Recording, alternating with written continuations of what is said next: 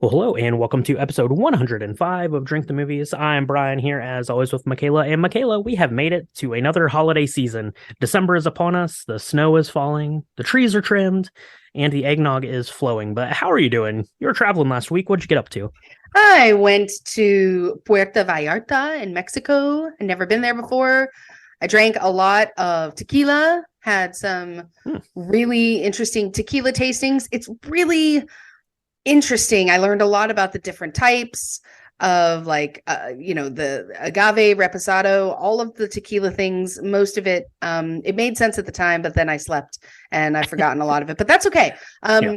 I I feel like a tequila tasting in Mexico is not the ideal place to learn about tequila. I feel like the tasting bit might Right. overtake the learning bit. Yeah. So one of the things that I did want to talk a little bit about is, if you'll remember, a couple episodes back, it was still Halloween, and we made a homemade, very beautiful luster dust liqueur with blackberries, and we infused that and Mm-hmm. all of that, and we used vodka as the base. Well, you can use tequila to make liqueur as well. And so one thing that we discovered, or I dove like real deep into, was all of these tequila based liqueurs. And so there's one that I wasn't able to actually find and get a bottle of and bring over back to the States, but I'm on the lookout for it. And it was fig liqueur with tequila, which sounds kind of strange. But if you like fig at all, even if you don't think you're a fig person, this stuff is amazing. And they were out of it. And so hopefully they'll be able to ship me some, and we can have some early Christmas drink with it that we're going to have to make up. But That sounds really good. What I'm interested in now, knowing about this luster dust trick, is write this down. Get a piece of paper and write this down, Michaela. Next year, we're going to do a green luster dust tequila and make that into like an ectoplasm margarita. It's going to be exactly like an ecto cooler from your high C days. It's going to be delicious and beautiful. But we're getting way ahead of ourselves by like 10 months right now. What we need to do is we need to take a step back and get into holiday movie month, because Drink the Movie started with a Christmas movie, National Lampoon's Christmas Vacation. And then the next year, we did some more holiday films. We did How the Grinch Stole Christmas, and those are both Christmas classics, Michaela. And today we're talking about a classic of the action genre. Some people would say that it is a Christmas movie, like you. Some people would say that it is not a Christmas movie, like me. But we're going to have to get into all that after I drink. So we will be right back, mix up this week's cocktail, and get ready to talk about Die Hard. so this week, we have been invited to make drinks for the Christmas party at Nakatomi Plaza. And so we're going to serve up a Nakatomi Tower Bomb, a recipe that we found on Secrets of the Booze is, for anybody who doesn't know, we have looked to them to guide us many times here on Drink the Movies to find cool drinks. They are on YouTube. They're amazing. And I think they were genuinely like super excited. Or maybe they just had a few of these Nakatomi Tower Bombs at They the had point. been enjoying the Christmas party for sure by the time they got around to making this one. But Yeah. yeah, Michaela, you sent this recipe my way. We needed to do something, and this one's very theatrical. It's very over the top, which is exactly how John McClane would want to do a Christmas drink for sure. But I don't know, when you sent this to me, I was watching it. I was watching them make that. I'm like, there's no way that this is going to be good. It's not even possible. These ingredients, they don't go together. I don't even what are you even doing? What are you even Yeah. doing with these ingredients? But let's get this party started. So we're going to take a glass, like a pint glass. You're going to rim that with sugar, and then you're going to throw some other ingredients in it, Michaela. That's right. You're going to start with roughly 2 ounces of sake, roughly 2 ounces of cranberry juice, and roughly 2 ounces of sparkling wine. Okay. So Yeah. we say roughly because the actual recipe, they just said, hey, you're going to put some of this in the glass, and we had to like gauge it in the pint glass. So use Yeah. at your discretion. Okay. But you're going to fill that pint glass with that stuff. Okay. And then you're going to take an ounce of peach schnapps, which again, this does not sound delicious at all. And you're going to take an ounce, put that in a shot glass, and then you're going to create a bomb. Now, the bomb part of a drink, there's a bunch of bombs out there. There's a Jaeger bomb. It's probably one of the most popular bombs out there. The reason why they call it that is because you literally drop the shot into the bigger glass, and then you can sip it or chug it. It's up to you. If it's something like the one that they make with Bailey's and Guinness, you have to drink it really fast or else it'll curdle. This is not one of those. You can sip this one if you want. We did because it's a lot of liquid. It would be hard to chug with that sparkling wine in there, which is a rosé wine. We used sparkling cava for that. Don't use anything that costs more than $15, please. That's our one Christmas wish, is that you go with something less expensive. But yeah, you put that in there, you drop in that peach schnapps, and then you drink it. And I have to say, Michaela, it is quite the pleasant surprise, because I was expecting this to be terrible. But you know what it was? It was pretty good. It is pretty good. So it all kind of works. So obviously we have sake because Mr. Nakatomi is Japanese. So we wanted to pay homage to the whole tower. And of course we did peach schnapps because schnapps is, I guess, German, and Hans Gruber, who is the nemesis of all of the things. He's supposed to be from Germany, I think. Or is it Austrian? Yep. I don't know. He's German. Yeah. Is he German? That's what okay. You got the sparkling wine, which is coming from from a Christmas party, I guess. That's right. You might be having that. They're having some other extracurriculars at the actual Christmas party at Nakatomi Plaza. That's for sure. But yeah, you put this in there, and if you don't want to do this as like a bomb kind of a drink, you could just put the peach schnapps in there and drink it. This would probably be good over ice too, if you just wanted to make kind of a regular old long drink out of it. But yeah, there's something. Like I don't know. I was expecting it to be really terrible, but some reason like the sparkling wine and the cranberry and the sake get together, and it's light and effervescent, like because the sake is so light. It doesn't get in the way, and the cranberry and the sparkling wine really play well together. It kind of hits on those riper fruit notes, and then the peach schnapps just gives it a little bit of kind of umptiousness. It's not overly peachy. I don't know. I really enjoyed this. I don't know when I would ever have these 4 ingredients just laying around, but if you happen to, go ahead and mix one of these up. Well, until Die Hard became the Die Hard film, I bet people felt that way, where it was like, I don't know how I'm going to be able to come together and bring Christmas and bombs and terrorists and vaults and locks and guns and overzealous FBI agents. I don't know how all of that is going to work. But somehow it does. It creates an amazing Christmas action classic that we're going to talk about. It creates a movie, that's for sure. And this creates a drink, and it is really good. So definitely, if you feel so inclined or have these ingredients laying around, and you might, go ahead and mix one of these up. Let us know what you think about it, and check out the website for pictures of ours and the written instructions. But for now, Michaela, we need to go. We need to fly from New York to California to go to a Christmas party, to reunite with our ex, and there's going to be some trouble along the way. We're going to have to deal with that, but we're going to need to take a break first. So let's take a quick break, and we'll be right back to chat about this week's film, Die Hard. Spoiler warning for Die Hard.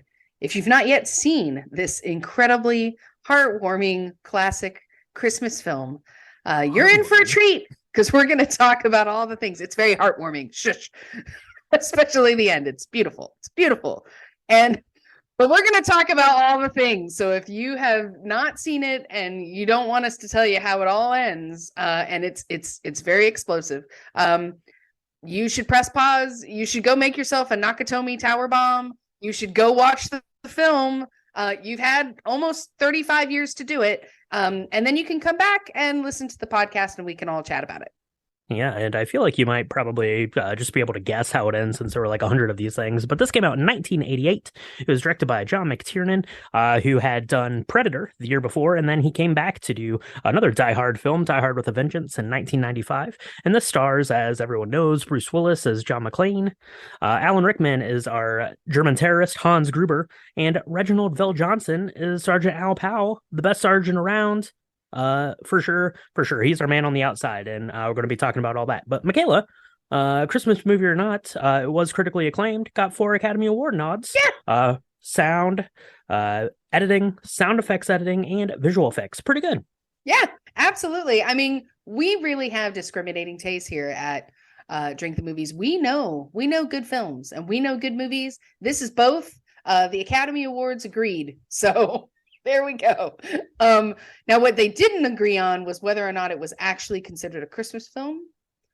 That's right. Yeah, I don't know if it is. It does take place at a Christmas party, so that is one feather in the cap for Christmas movie. But we're going to be talking about that after we kind of run through this thing a little bit. So we're going to pick up our story. We are with John McClane. He is in an airplane talking to a gentleman, tells him, take off your shoes when you land, which is a weird thing to tell your seatmate in an airplane, I guess, but I'm not a big talker myself. But he is on his way to California to reunite with his wife, mend some fences, and getting on in California.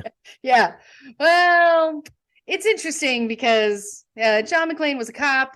He's still a cop back in New York. His wife, I guess, got this big job, and it was going to take her across the world or across the United States. It's a long flight. I think that's why they start having the conversation about the taking off the shoes, because it's something like 6 hours or 7 hours long from New York to LA.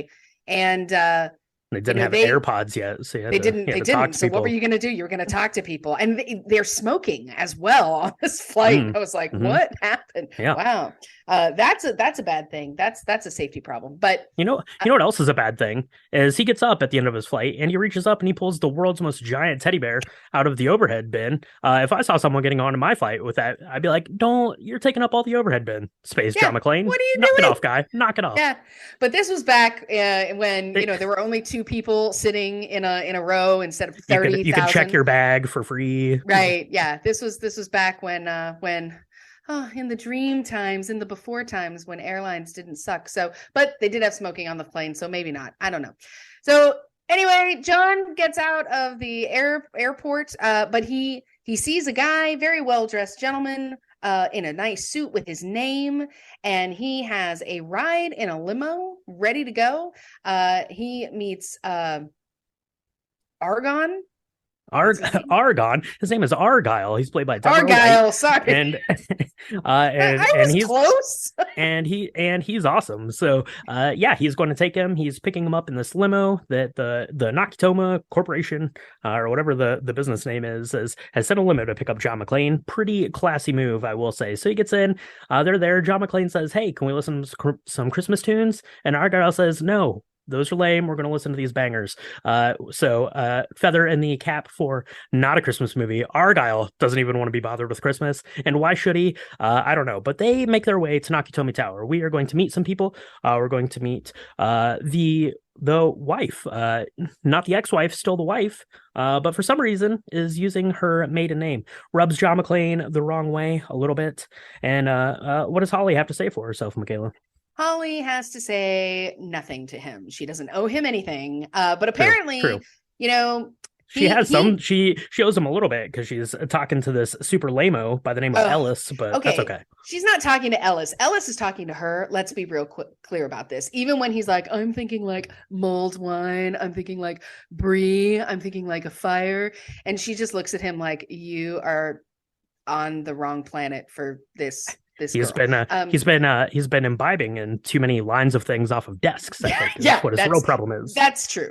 No, so they're having here's where I think there's a slight problem with the plot, and we can talk about this because I know you are not on board with this being a Christmas film, but I guess it's Christmas Eve, and it's like 5:40 at night. They're having a Christmas party, and I guess it's a double party because they closed this big deal and everybody just is super excited, but people are kind of closing things down. They've got champagne out. Ellis, as you are talking about, which I love him. He's played by Hart Bochner. He's super sleazy and so gross, but he does it so well. He's like trying to make eyes at Holly Gennaro, and Bruce Willis kind of shows up. Argyle says, "Hey, if this isn't going to work with you and your ex, like, do you have a place to stay?" And he's like, "Look, she just asked me to get on the flight. It's Christmas. I want to see my kids. I don't know how this is going to work." So Argyle, being super cool, was like, "I'll just wait downstairs in the car." So he's like, checking out there's a CD player in this limo, and he's so excited about it. And so he's hanging out, waiting for Bruce. That's right. Yeah, he's hanging out, listening to CDs, talking on the phone in the limo, which probably costs like $1,000 a minute, and he's on the phone the entire movie, which I think is pretty awesome. But yeah, John McClane gets to this party. We mentioned that it got nominated for the sound design, but one of the things that I noticed that I thought was awesome is John McClane gets on the elevator because you're going up to the 30th floor where this Christmas party is going on, and he's in the elevator and it's all quiet. It's just kind of that ambient like elevator noise, and as he's getting there, you can hear the sound of the party like starting to like creep in as like the walls get thinner as you're coming up to the door, and then the doors open and it's just like washing over you. I thought that that sounded amazing, and so cool. So a lot of action movies will get some nods for like sound effects because there's a lot going on, but I thought that that one was really really cool. So yeah, he gets to the party. He meets the president of Nakatomi Industries. He meets the wife. They're chatting there, but I guess he's gonna get cleaned up a little bit. It's a long flight from New York. It's Christmas Eve. Who has a Christmas party on Christmas Eve? For your work people, nah, that's mandatory fun gone wrong right there. But the party looks pretty fun. It's like every stereotypical party. There is booze flowing. There are drugs happening. People are hooking up in offices. This is what a time to be alive at this Christmas party for sure, for sure. But John McClane takes the advice from his seatmate. Don't be jet lagged. Take your shoes off. Make little fists with your toes. That's gonna cure you of what ails you, and that's what he does. And he's like, "Wow, that guy was onto something." That guy was onto something. However, now something. But now John McClane doesn't have any shoes on, and that is bad. That is bad, because this is when there's a terrorist attack. And I gotta say, again, we're unsurprised, I guess, that this one person with a gun can walk in to the very center of Nakatomi Plaza and like blow away the security guard like immediately. And this other gentleman who Clarence Gilliard, he's Theo, he is like not blown by he doesn't, this doesn't faze him at all. He's like, oh, you just shot this dude, that's cool. They all kind of show up. This group of very angry German folks like descend on the first floor of Nakatomi Plaza. They get up to the 30th floor where the party's happening. They start shooting everybody and everywhere. There's a bunch of craziness happening. Bruce Willis, he's in the bathroom. He is separated from all of this craziness, and he doesn't have any shoes on when this happens, and that's problem number one. That is problem number one. Yeah, the problem number one is that these terrorists come, they get in, they shut down basically all the elevators and all the access and everything up to the 30th floor. So basically everyone is kind of stuck at the top of this building, which makes for a really interesting kind of scene and kind of environment for this thing to play out. And of course, we're not surprised when the baddies get there, because kind of in the lead up to this, like 3 or 4 times it cuts to this, I don't know, like delivery truck kind of thing, and every time it does, like it plays this super dark, tense music, and you're like, oh, that's the bad guys right there. They're rolling in. We're gonna see them any minute now. But yeah, they get there. John McClane is shoeless, but he is not rounded up with the rest of the hostages.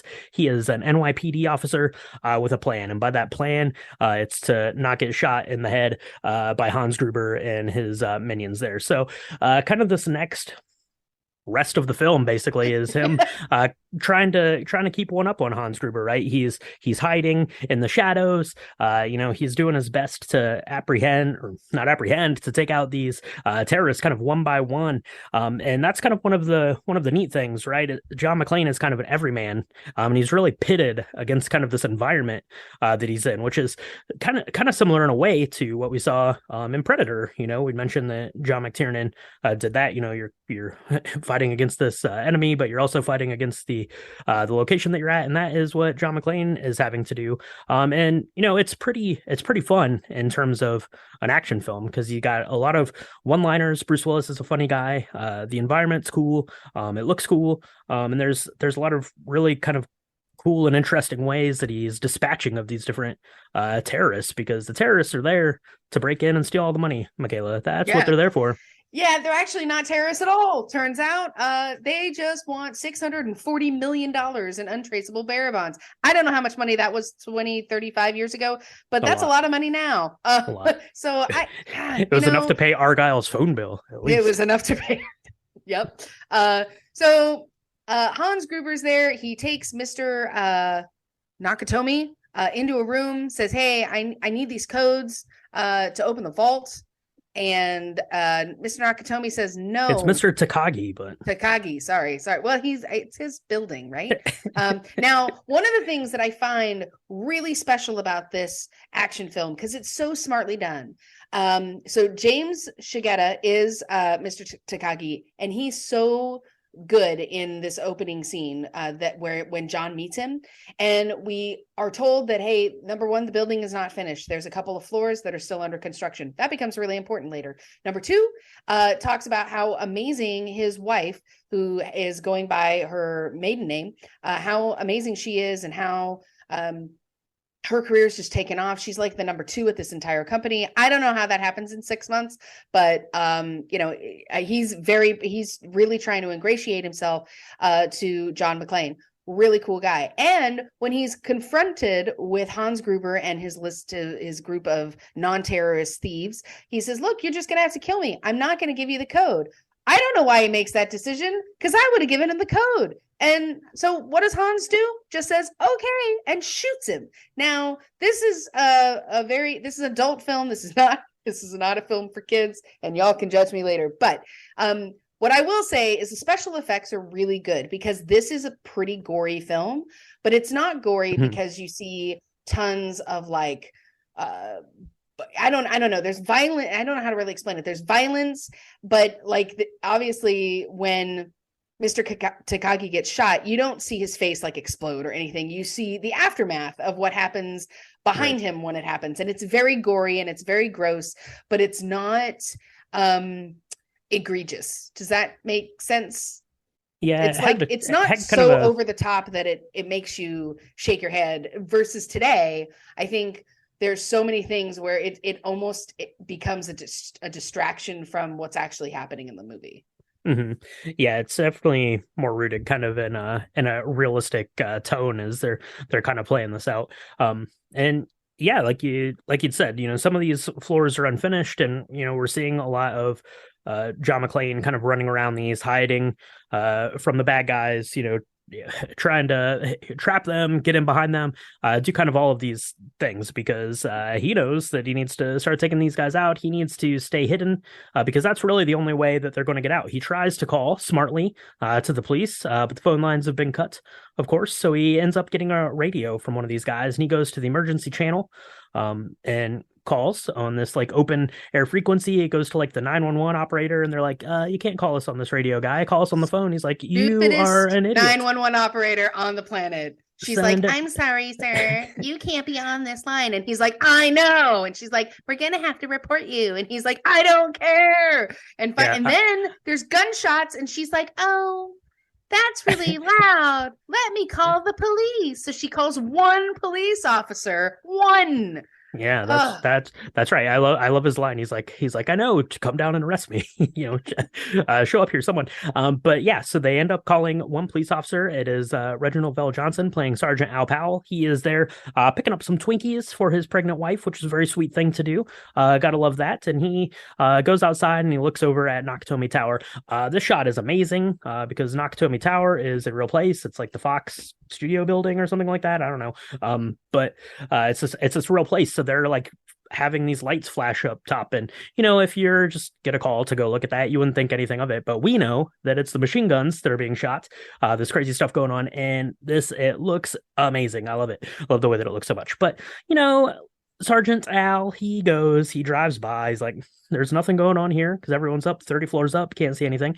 He goes into the lobby. He's talking to the gentleman sitting there at the security desk, who is a plant, Hans Gruber's guys there. And, he tells him, go ahead and walk around. And, Al he does a little bit of investigating. He's like, yeah, nothing to see here. I'm going to go back out to my car. I'm going to radio in and say that there's nothing. How do you get attention? Someone that's 30 floors below you throw a dead guy on top of their car. That's going to do it 10 times out of 10.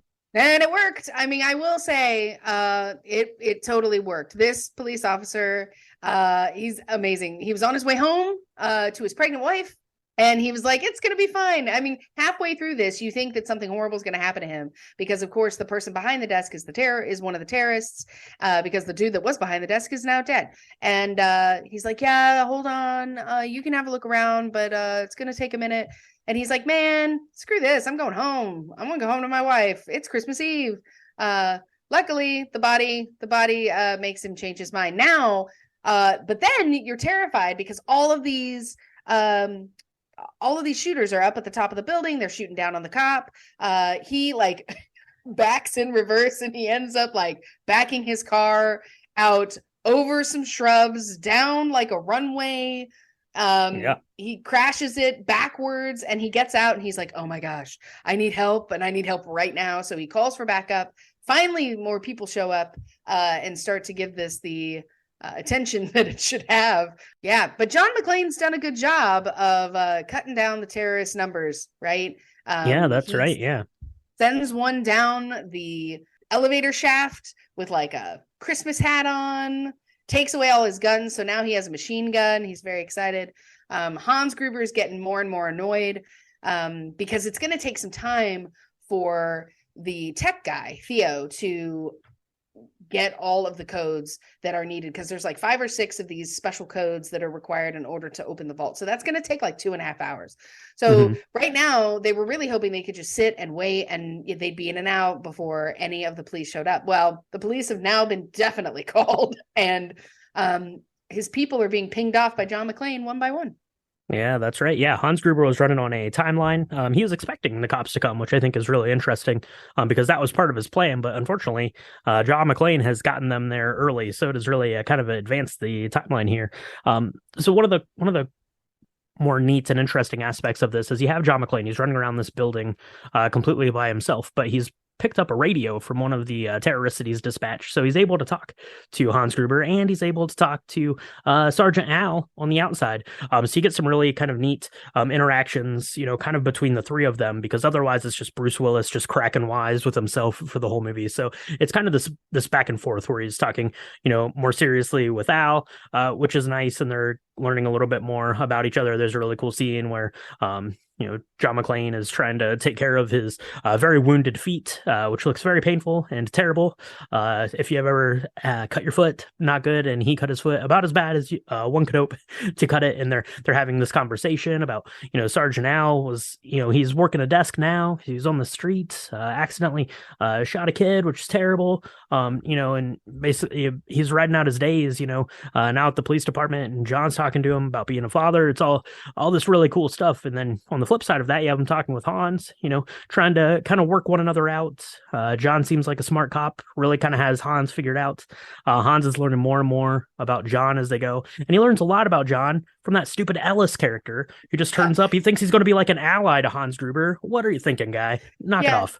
Yeah. He's like, I think I can deal with this Euro trash. Okay, I do $1 billion deals for breakfast. And he's wrong. And he should have really known when Hans Gruber had didn't even blink when Mr. Takagi was like, just shoot me. I'm not going to give you a code. You'll just have to figure it out. He was like, all right, cool. So Ellis says, hey, I know the guy. I invited him to the party. Doesn't tell him that his wife's there. And that's really important because Bruce immediately is freaking out because, of course, Han's like, we have one of your friends, and they're on the phone. Yep. And Ellis is like, hey, I said you were my friend. I mean, and you need to really stop doing this. You need to quit. Let the police handle it. Let the FBI handle it. They'll do the negotiations. And he's really arrogant until Hans Gruber pulls out a gun and he's like, he's really going to shoot me. And John's like, I told you, you can't tell them that you know me because they're going to think that I will break and bend and I don't know you. So I can't, I'm going to have to let you die. and it's real. He's drinking a Coke and he realizes his eyes get real wide. I mean, Hart Bachner, he's been in a couple films that I just love. It's real Christmassy. It's real Christmassy is what it is. Yeah. And kind of us as the audience, we're right there with John. You assume when Ellis is talking to him that he's going to spill the beans to Hans that John's wife's down there and Hans is just going to go grab her. And then John's going to be like, okay, I surrender immediately, right?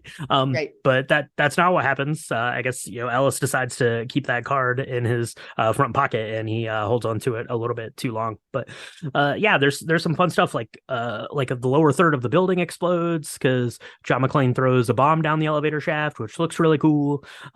He's picking these guys off one by one until kind of then we're left at a head. So Sergeant Al's been kind of holding the local police off at bay as good as he can, right? He doesn't really have any sort of authority, but he's like, John seems, the only things we know about what's going on are what John's told us. Let's let him, keep riding this thing. So you have kind of the cops there. The FBI is coming in to take over. Hans Gruber is getting more and more annoyed, and basically we're getting this vault finished up. There are like 7 stages of this vault, and kind of this hacker safecracker guy Theo can get through like the first 6, but he's going to need some help on the 7th. Because it is electromagnetic, Michaela, and you can't beat that. But if you turn off the power, that could. And there's only one way to cut the power that Hans knows. That's have the FBI do it for you. That's Easy right. peasy. Easy peasy. So, which puts him in the crazy, not stupid category. I just want to point that out. And so, of course, that's what he figures out. The FBI is fighting with the city trying to shut off the grid, and they do it. And it's really stupid. Meanwhile, they're trying to figure out who this John McClane guy is. They have his name, but they don't. Hans Gruber doesn't know who he is, and he's really mad because Ellis was no help. Ellis didn't get him to stop. Hans is trying to go through all of the list of people at the party to see who brought him, who he is. He's out. Hans Gruber actually goes out and is looking around, and he ends up coming face to face with John McClane, but he doesn't know that it's him at first. Well, John McClane doesn't know that it's Hans Gruber at first because Alan Rickman puts on this really awful American accent. It's the worst one I've ever heard. And I think it's by design because Alan Rickman's amazing. He wouldn't do it. He wouldn't do it unless it's supposed to help you kind of help John kind of clue in that this guy is not actually Bill Clay or whatever he says his name is. But he's like, yeah, one of them. Don't kill me. Don't kill me. Yeah. So Alan Rickman is an all-time great, 10 for 10 in this movie. That's right. But he does maybe the worst German accent and the worst American accent in a movie for sure right here. But yeah, they meet. John McClane luckily gets kind of the one up on them, and then he knows like who is who. But all of this stuff is coming to a head, and like I said, the FBI is raining in on the building. They're cutting the power. They're trying to send everyone up to the roof. They have the roof is set to explode when everyone gets up there, which seems like bad news. John figures this out. He does this. There's this really cool scene where he throws himself off of the roof with a fire hose tied to yourself, which doesn't seem safe. But I guess what are you going to do? I get really cool then. His bloody feet are like smashing into this window. So you get these big like streaks of blood as he's like shooting it out and trying to get in there. But we kind of are finally coming to a head. Hans Gruber has figured this out. He's figured out enough. He figures out that Holly is the wife of John McClane. He grabs her and says, John, enough is enough. Knock this off. I want my money and we're getting out of here. Leave me alone. I got the one up on you now. Yeah. And so everyone's on the roof, but Gruber keeps Holly with him, right? John McClane's he kind of moves the hostages from the roof just before everything detonates, and the whole idea is that this is where it really becomes something that they build on in later, Die Hard films. Is who was Hans Gruber, and because he was so much smarter than we give him credit for at the beginning. And it turns out that he not only wanted the FBI to be called, he actually needed them to turn off the power, but then he needed them to let him negotiate and bring all the hostages to the roof so that when he blows the roof off, all the hostages die, which is really awful, but they also will think that something went wrong and all of the terrorists are also dead. And that's really great because that leaves Alan Rickman's character Hans Gruber and everyone that's left that hasn't been killed by John McClane to go sitting on a beach earning 20%. That's what he wants. But it doesn't go that way because McClane finds Holly and Gruber and the remaining henchmen, almost all of them. And McClane surrenders. He's like, okay, fine. but he has a secret gun on him because he was a cop. Yeah, that's right. And Yeah, and it's the one gun he hasn't shot yet. Yeah, he has that gun on him. Yeah, that's right. And we knew that he had his gun on him because you see it in that very first scene when he's getting off of the airplane. You can see it underneath of his jacket. So he's had this pistol on him the whole time, and he's got it like taped to his back. As he's running around there, and he kind of surrenders to Hans, but then is able to shoot him, and you get that really kind of famous scene of Alan Rickman, falling out of this very high rise building and falling down. So and then everything is good. I guess Hans Gruber has been dispatched. Everyone is safe. They're finally able to get out of the building. I guess they turned the elevators back on. Probably not. They probably made them take stairs. 30 flight stairs. That's a lot of stairs. But they get down there. John McClane and Al finally meet face to face, which is really awesome as they've kind of built this friendship over the course of this past 2 hour adventure that we've been on, and they finally get to meet one another. He meets Holly. They talk about being good dads and how happy they are to finally be meeting everyone. But there is one henchman, Carl, I think is his name, left alive, who comes out to make one last desperate stand in the name of Hans Gruber and that $640 million. But luckily, Sergeant Al Powell is there and is able to dispatch him. Meanwhile, Argyle finally decides he's had enough waiting around and decides that now is the time to leave the parking garage in Nakatomi Tower. And yeah, everyone is free to go about their Christmas. Mission accomplished, John McClane. Mission accomplished. And then we hear Merry Christmas. Let it snow. Oh, the weather outside is frightful over the credits. It's amazing. Mm-hmm. It's now Christmas. It's almost Christmas Day. Everybody, I mean, everybody except the bad guys are still alive. I mean, it's all good. Everything's fine. It's all good. Everything looks like is Holly fine. and John are now gonna make up. One thing I do really like about this is we hear them arguing. We see them argue one time, and then John, when he is up in the bathroom, kind of getting cleaned up, and he's having a go at himself. He's like, why did you do that? That wasn't mature. Like, you came all this way because you wanted her to know that you missed her and you are trying to figure this out and work it out. And that, that, she the reason he didn't move from New York to LA was because he didn't believe she could do it. And that's really hurtful because she has been able to do it. And he was just really proud and just a big jerk. And instead of saying all of that, they got in this big argument again because he got it again, his insecurities up because now she's going by her maiden name. And she tried to explain to him that, in a Japanese corporation, she figured that was a cultural thing. I don't know if that's actually true or not, but that's what she said. I mean, and so I love how he's talking to himself this whole time about this, and then when the terrorists come, he stays in the bathroom. He has that service weapon. He can go out, but he sees that there's so many of them that he would never be able to get all of them and keep everyone safe. So that's why he continues to kind of hide and make a better plan. But the whole time he's like, why are you out there? Because you don't want to die. I don't, but I want to, like, he's just talking to himself the whole time. And I just love it. Because it really humanizes him. And it's something that they do carry on throughout the next couple of thousand diehards that are out there.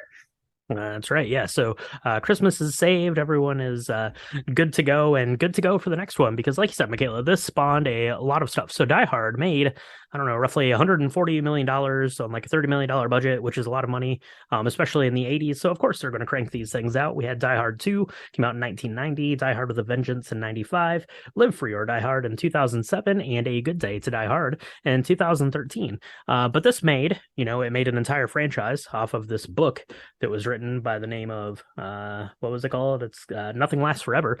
So this book became a movie, which became this whole franchise.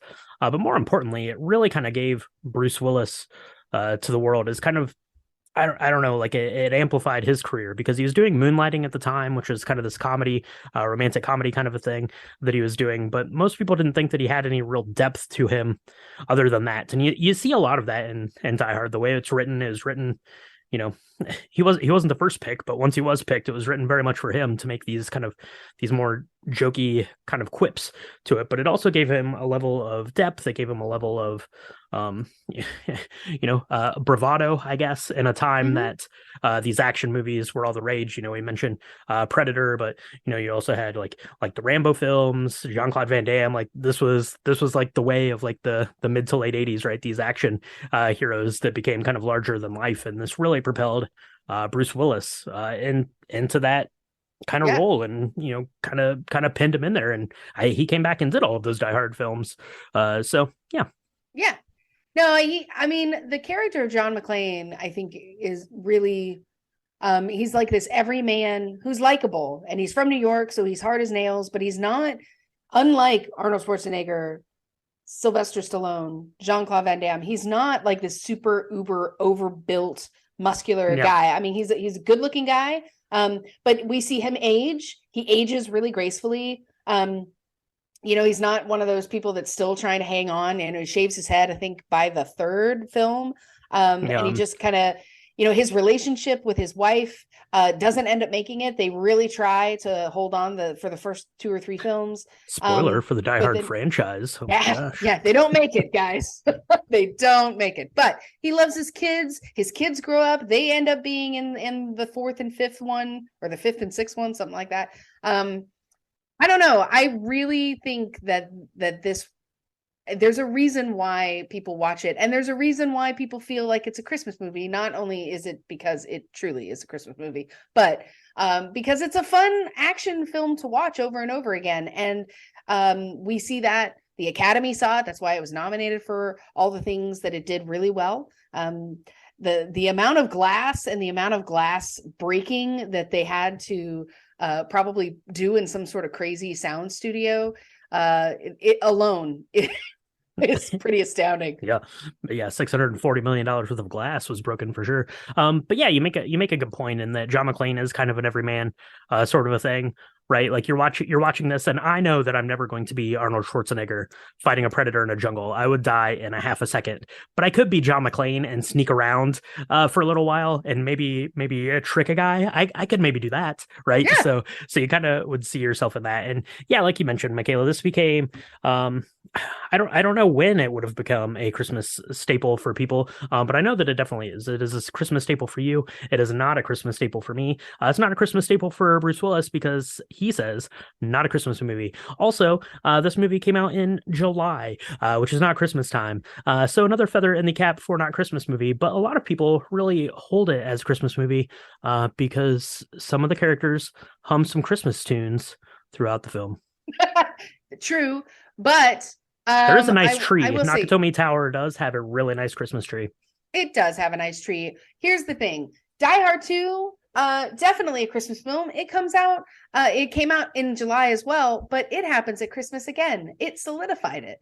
I don't know. My tradition around this film, it was always putting up my own Christmas tree. I would always, depending on who I was with and the family that I had around me at the time, I would watch different films. And I don't know, probably my first time coming home from college, my dad was like, "Well, why don't you put on Die Hard? It's a Christmas film," and we would put up our tree. And it was great because the film is actually really long. It's like 2 hours and 12 minutes. Very long for an action film. Yep. But it's really well done. It doesn't feel super long when you're watching it. And the good thing is it does give you that extra, 45 minutes to finish all the trimming of the tree. But that's it. We have only that amount of time. That's the tradition. We have only that amount of time to decorate. Once that film is ended and we're hearing Bob Saget sing "Let It Snow" or whoever it is do it, you're done. We're done, or else I'd be there all day. No, that's right. Yeah, that's why I got nominated for the best film editing, because the Academy were avid tree putter-uppers and they needed the extra time to Right. get that put in. But yeah, I've never really viewed this as a Christmas movie, other than you see a lot of people say that it is, yourself included, and you'll see a lot of like debates online. It seems like every year there's always some stupid article from some clickbait website that's like, "Is Die Hard a Christmas movie?" And it's this whole thing. But I never really viewed it as such, and therefore I haven't seen Die Hard very many times. I've seen it probably 4 or 5 times, but it's a really good action film, whether it's a Yes. Christmas movie or not. It's a really good action film. Yeah. It's got some plot holes, but it's 1988. What did it? No, I mean, come on. Let's be serious. And also it leaves the teddy bear in the car. You fly that thing all the way from New York to California to leave the bear in the car. Come on, take that with you. That could have been useful in fighting crime for sure. But yeah, I guess let us know at home what you think about Die Hard. If you think it is a Christmas movie, or not.